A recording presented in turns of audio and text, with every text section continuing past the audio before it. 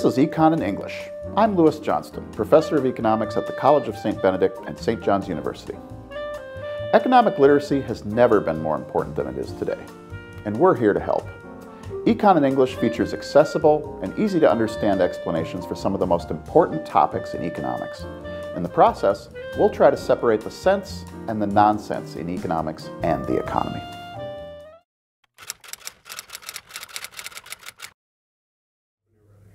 The big difference between the U.S. and Greece in terms of its government debt is that the U.S. can pay back its debt in its own currency. So for example, when the United States borrows money, it borrows in dollars. Who gets to create dollars? The Federal Reserve, which is the central bank of the United States.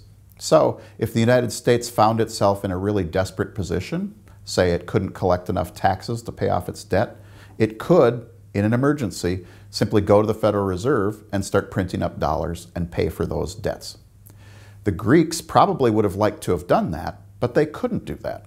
They had to issue their government bonds in euros.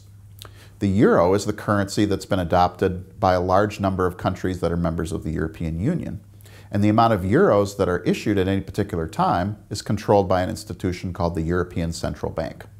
The European Central Bank is controlled by central bank governors from all of the European Union states that have adopted the euro, with the most important member being Germany.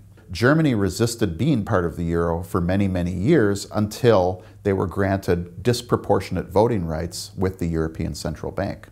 When the Greeks found themselves getting into trouble, they had two options. One would be to increase taxes and cut their government spending in order to pay their debts. The other was to issue more euros and simply pay off the debt. The European Central Bank, led by the Germans, said, no, we're not going to simply issue more euros to pay for this.